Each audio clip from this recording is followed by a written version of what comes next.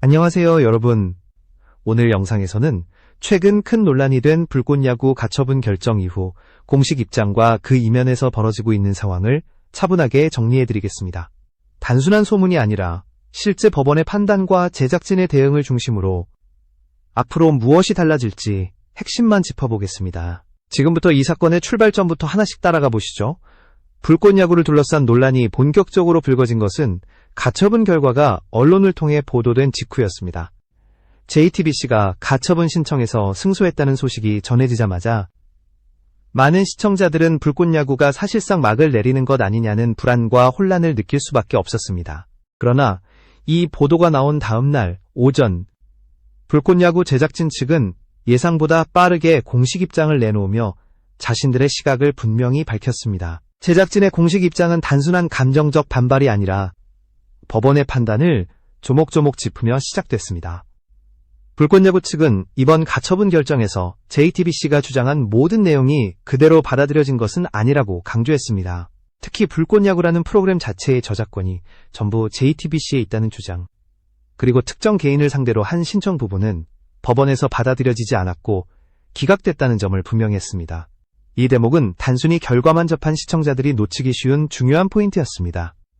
하지만 동시에 제작진은 이번 결정의 핵심이 다른 곳에 있다고 설명했습니다. 재판부는 스튜디오 C1이 최강야구의 주요 출연진과 구성 요소, 경기 내용과 기록 서사를 거의 변형 없이 활용해 결과적으로 최강야구의 후속 시즌을 연상시키는 방식으로 불꽃야구를 제작하고 전송했다고 판단했습니다. 그리고 이 행위가 부정경쟁방지법상 부정경쟁 행위에 해당한다고 보았다는 것입니다. 이 판단에 따라 이미 공개된 모든 불꽃야구 회차는 물론 불꽃야구라는 명칭 자체와 불꽃 파이터즈 선수단이 등장하는 시즌 연속성 콘텐츠의 제작, 전송, 판매, 유통이 전면 금지되는 가처분 결정이 내려졌습니다. 여기까지가 법원이 내린 판단의 골자입니다. 그러나 불꽃야구 측은 이 결론에 대해 명확히 선을 그었습니다. 제작진은 이러한 판단에 동의하기 어렵다는 입장을 분명히 하며 단순히 결과를 받아들이는 데서 그치지 않겠다고 밝혔습니다. 특히 스튜디오 C1은 최강야구 영상 저작물을 JTBC에 납품했다는 사실만으로 그 과정에서 만들어진 모든 성과와 창작의 결과물까지 전부 이전됐다고 전제하는 논리에는 동의할 수 없다고 강조했습니다.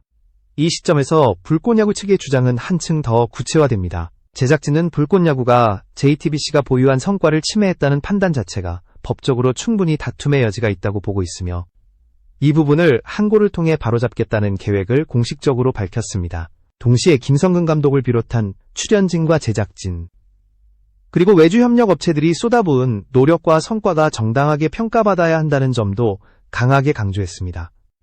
이쯤 되면 많은 시청자들이 자연스럽게 한 가지 질문을 떠올리게 됩니다. 그래서 앞으로 불꽃야구는 어떻게 되는 것일까? 이 질문에 대해 불꽃야구 측은 단정적인 답을 내놓지 않았습니다. 2025 시즌과 관련된 차기 프로그램에 대해서는 현재 신중하게 검토 중이라는 입장을 밝혔고, 동시에 팬들과의 약속이 무엇보다 중요하다는 생각에는 변함이 없다는 문장을 덧붙였습니다. 이는 당장 결론을 내리기보다는 여러 선택지를 놓고 고심하고 있다는 의미로 해석할 수 있습니다. 여기서 잠깐, 지금까지의 내용을 더 깊이 알고 싶다면, 영상이 도움이 되셨다면 구독을 눌러주셔서 앞으로도 더 깊이 있는 분석을 이어갈 수 있도록 응원해 주시기 바랍니다. 정리해보면 이번 가처분 결정은 본안 판결 이전에 내려진 임시적인 조치이지만 실무적으로는 즉시 효력이 발생하는 매우 강력한 판단입니다. 언론 보도와 양측의 공식 입장을 종합해보면 JTBC는 단순한 저작권 귀속 문제보다는 최강야구를 통해 형성된 성과와 브랜드 가치가 그대로 활용되고 있으며 그로 인해 시장에서의 혼돈과 침해가 발생하고 있다는 점을 부정경쟁의 관점에서 문제 삼은 것으로 보입니다. 법원 역시 이 논리를 상당 부분 받아들여 가처분을 인용한 것으로 해석할 수 있습니다. 하지만 이것이 곧 불꽃야구의 끝을 의미하는 것은 아닙니다. 불꽃야구 측은 항고를 예고하며 법적 다툼을 이어가겠다는 입장을 분명히 했고, JTBC 역시 본안 소송과 손해배상 청구 등 추가적인 법적 절차를 준비하고 있는 상황입니다. 결국 이번 가처분 결정은 긴 법적 싸움의 시작을 알리는 신호탄에 가깝다고 볼 수 있습니다. 지금 이 순간에도 불꽃야구를 둘러싼 논쟁은 계속되고 있습니다. 다음 부분에서는 법원이 문제 삼은 부정경쟁의 논리가 무엇이었는지, 그리고 이 판단이 왜 방송업계 전반에 큰 파장을 던지고 있는지 한층 더 깊이 파고들어 보겠습니다. PHNE에서는 법원이 어떤 논리를 근거로 가처분을 인용했는지, 그리고 왜 이 사안을 단순한 저작권 분쟁이 아니라 부정경쟁의 문제로 바라봤는지를 차분하게 짚어보겠습니다. 여기서부터가 이번 결정의 핵심이자 방송업계 전체가 긴장할 수밖에 없는 이유입니다. 먼저 재판부가 주목한 것은 불꽃야구의 형식과 구성 방식이었습니다. 법원은 불꽃야구가 완전히 새로운 기획이라기보다는 최강야구를 통해 이미 대중에게 각인된 출연진의 조합, 경기 전개 방식, 기록을 쌓아가는 서사 구조를 거의 그대로 이어받았다고 판단했습니다. 단순히 야구라는 소재를 공유했다는 수준이 아니라 시청자가 자연스럽게 최강야구의 연속선상에 있는 후속 시즌으로 인식할 수 있는 형태였다는 점이 문제로 지적됐습니다. 이 지점에서 법원의 시각은 명확했습니다. 저작권이 누구에게 귀속되는지를 하나하나 따지기 이전에 이미 시장에서 형성된 프로그램의 성과와 브랜드 이미지가 그대로 재활용되고 있다는 점 자체가 경쟁 질서를 해칠 수 있다는 판단이었습니다. 즉, 이번 사건의 본질은 영상의 소유권이 아니라 시청자의 인식과 시장의 혼동 가능성에 있다는 것입니다. 재판부는 특히 불꽃야구라는 명칭과 불꽃 파이터즈 선수단의 설정이 시청자에게 주는 인상을 중요하게 봤습니다. 최강야구를 시청해온 시청자라면 별다른 설명이 없어도 불꽃야구를 그 연장선으로 받아들일 가능성이 높다고 본 것입니다. 이런 인식이 고착화될 경우 기존 프로그램이 쌓아온 신뢰와 브랜드 가치가 새로운 프로그램으로 이전되는 효과가 발생할 수 있다고 판단했습니다. 바로 이 대목에서 부정경쟁 방지법이 등장합니다. 법원은 불꽃야구의 제작과 전송 행위가 경쟁 프로그램의 성과를 무단으로 이용해 경제적 이익을 얻는 행위에 해당할 여지가 있다고 봤습니다. 이는 단순한 표절이나 복제와는 다른 차원의 문제로 방송 콘텐츠 시장 전체의 공정한 경쟁을 해칠 수 있다는 논리입니다. 또 하나 중요한 부분은 가처분의 성격입니다. 재판부는 이번 판단이 본안 소송의 결론을 미리 확정하는 것은 아니라고 전제했습니다. 다만 본안 판결이 나오기까지 상당한 시간이 걸릴 수 있고 그 사이 불꽃야구가 계속 제작되고 공개된다면 되돌리기 어려운 피해가 발생할 수 있다고 판단했습니다. 그래서 임시적이지만 즉각적인 효력을 갖는 가처분을 통해 현 상태를 멈춰 세울 필요가 있다고 본 것입니다.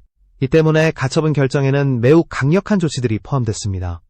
이미 공개된 회차를 포함해 불꽃야구라는 명칭을 사용하는 모든 콘텐츠의 추가 제작과 전송이 금지됐고 불꽃 파이터즈라는 팀이 등장하는 시즌, 연속성 콘텐츠 역시 전면 중단 대상이 됐습니다. 이는 단순히 방송을 잠시 쉬는 수준이 아니라 기획과 제작 전반에 직접적인 타격을 주는 결정입니다. 법원의 이런 판단은 방송업계 관계자들에게도 적지 않은 충격을 안겼습니다.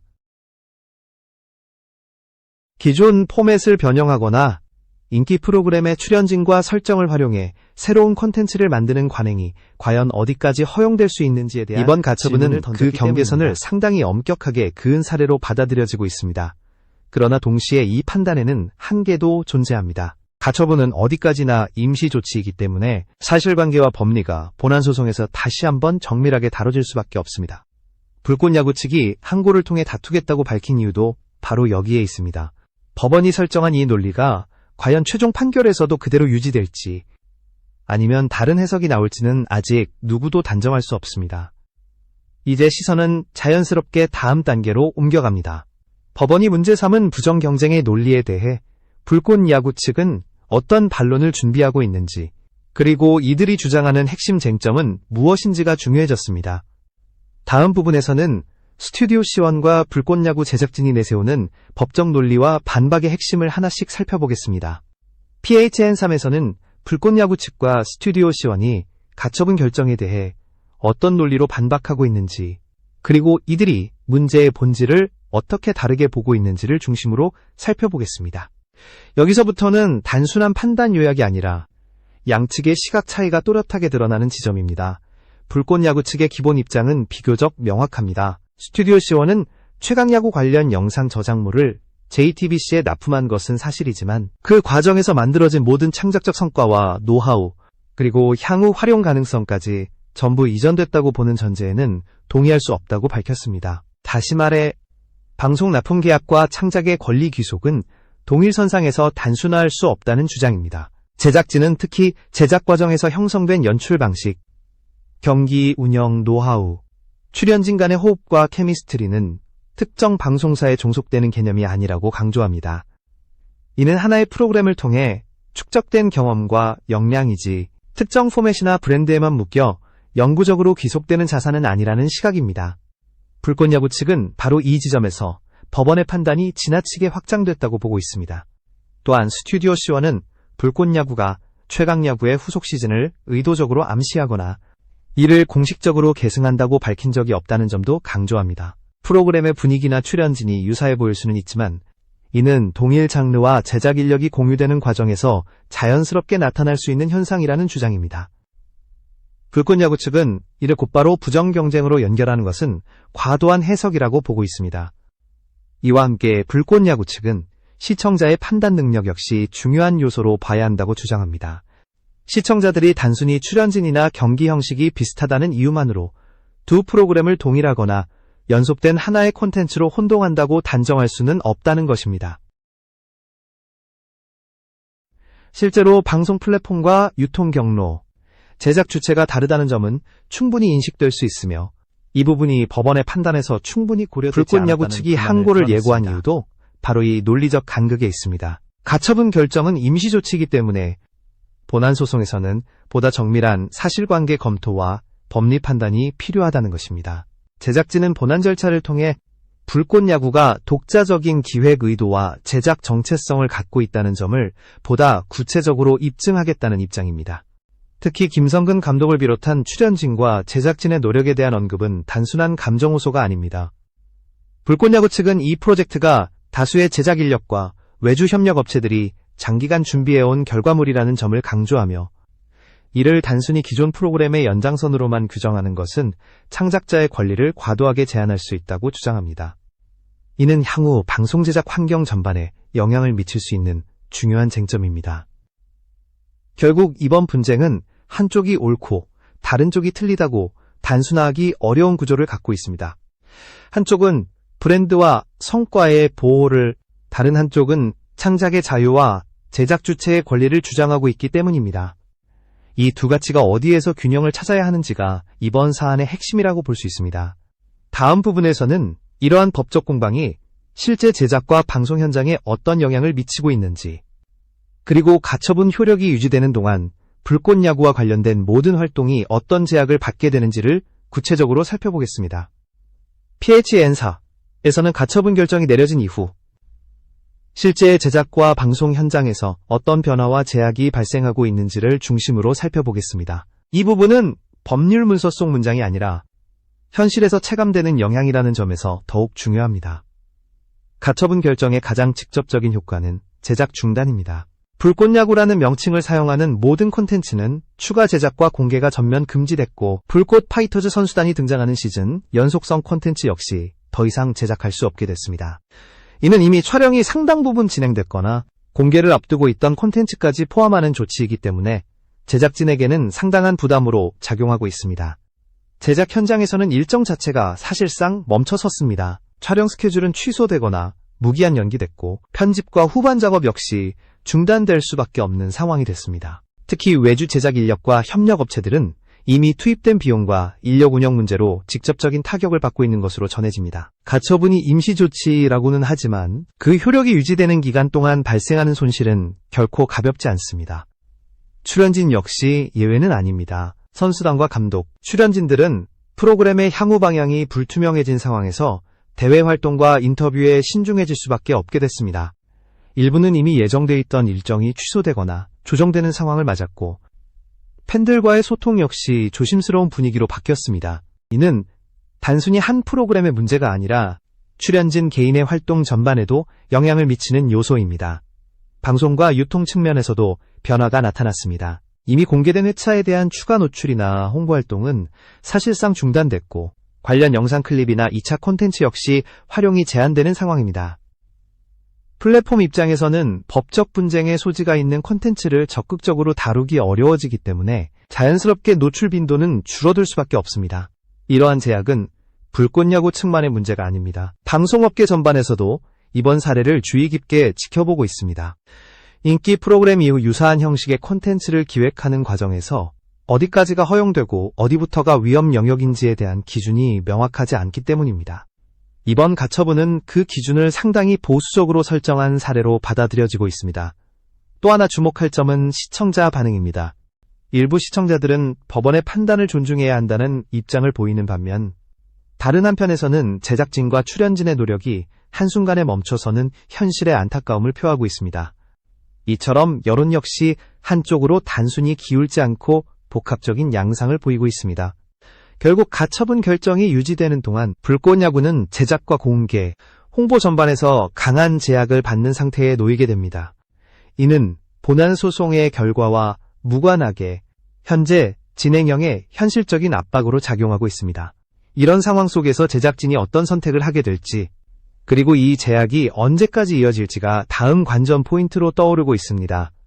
다음 부분에서는 이러한 제약 속에서 불꽃야구 측이 어떤 법적 절차를 준비하고 있는지, 그리고 항고와 본안 소송이 향후 국면을 어떻게 바꿀 수 있을지에 대해 살펴보겠습니다. PHANO에서는 불꽃야구 측이 선택할 수 있는 법적 대응의 방향과 항고 및 본안 소송이 실제로 어떤 변화를 가져올 수 있는지를 중심으로 살펴보겠습니다. 여기서부터는 단기적인 대응을 넘어 이 분쟁이 어디로 향할 가능성이 있는지를 가늠하는 단계입니다. 불꽃야구 측이 가장 먼저 언급한 절차는 항고입니다. 가처분 결정은 즉시 효력을 가지지만 동시에 상급법원의 판단을 다시 받아볼 수 있는 여지도 남겨둔 임시 조치입니다. 제작진은 항고를 통해 이번 결정에서 문제로 지적된 부정 경쟁 논리가 과연 합리적인지, 그리고 판단의 범위가 과도하게 확장된 것은 아닌지를 다시 한번 다투겠다는 입장을 분명히 했습니다. 항고 절차에서 핵심이 될 쟁점은 불꽃야구가 최강야구의 성과를 그대로 이전받아 활용했는지, 아니면 독립적인 기획과 제작의 결과물인지에 대한 판단입니다. 법원은 형식과 구성의 유사성을 중시했지만 불꽃야구 측은 제작 과정에서의 창작적 판단과 차별화 요소가 충분히 존재한다는 점을 강조할 것으로 보입니다. 이 과정에서 계약 관계와 납품 범위, 창작물의 귀속에 대한 세부 내용이 보다 구체적으로 드러날 가능성도 큽니다. 본안 소송으로 넘어가게 되면 논의의 깊이는 더욱 깊어질 수밖에 없습니다. 가처분과 달리 본안에서는 장기간에 걸친 증거 제출과 증인 신문, 법리 검토가 이루어지게 됩니다. 이 단계에서는 단순히 시청자가 느끼는 인상뿐만 아니라 실제 계약 문서와 제작 관행, 방송산업의 구조적 특성까지 폭넓게 검토 대상이 될 수 있습니다. JTBC 역시 가처분으로 상황이 끝났다고 보지는 않는 분위기입니다. 본안 소송과 함께 손해배상 청구 가능성까지 열어두고 있는 만큼 법적 공방은 장기전으로 이어질 가능성이 큽니다. 이는 불꽃야구 측에게 시간과 비용, 그리고 여론 관리라는 부담을 동시에 안기는 요소입니다. 이러한 상황 속에서 제작진은 단순히 법정 대응에만 매달리기보다는 여러 선택지를 동시에 검토하고 있는 것으로 보입니다.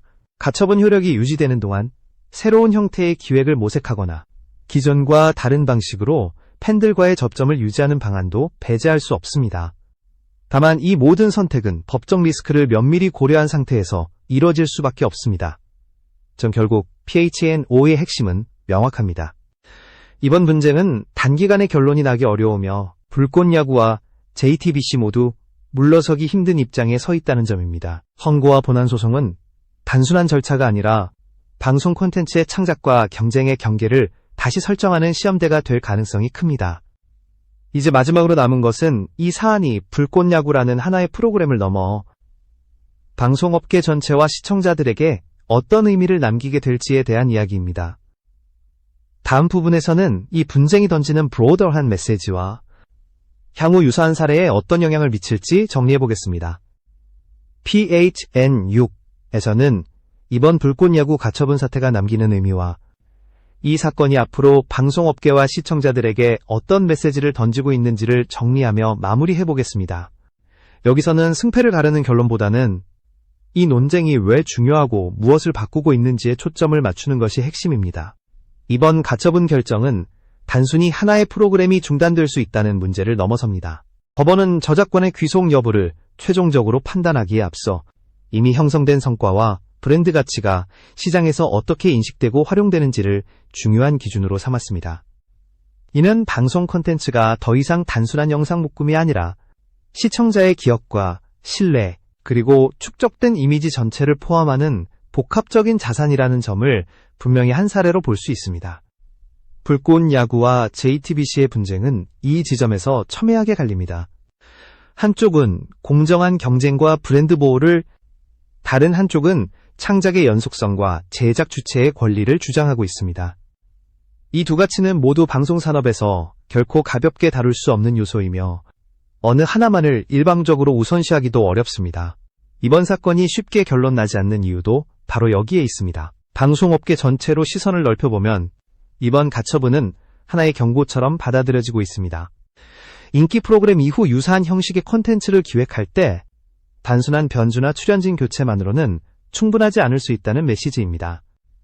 형식과 서사, 브랜드 이미지가 어디까지 보호 대상이 되는지에 대한 기준이 점점 엄격해지고 있다는 점은 앞으로의 기획 단계에서 더욱 신중한 판단을 요구하게 될 것입니다. 시청자 입장에서도 이번 사안은 생각해볼 지점을 남깁니다. 프로그램을 소비하는 과정에서 느끼는 익숙함과 연속성은 때로는 즐거움이 되지만 동시에 그것이 어디까지 정당한 창작의 결과인지에 대한 질문으로 이어질 수 있습니다. 이번 논쟁은 시청자에게도 콘텐츠의 출처와 제작 배경을 다시 바라보게 만드는 계기가 되고 있습니다. 불꽃야구의 향후 행보는 아직 확정되지 않았습니다. 항고와 본안 소송이라는 법적 절차가 남아있고 그 결과에 따라 제작 재개 여부나 새로운 형태의 기획 가능성도 달라질 수 있습니다. 다만 분명한 것은 가처분 효력이 유지되는 동안에는 이전과 같은 방식으로 돌아가기 어렵다는 현실입니다.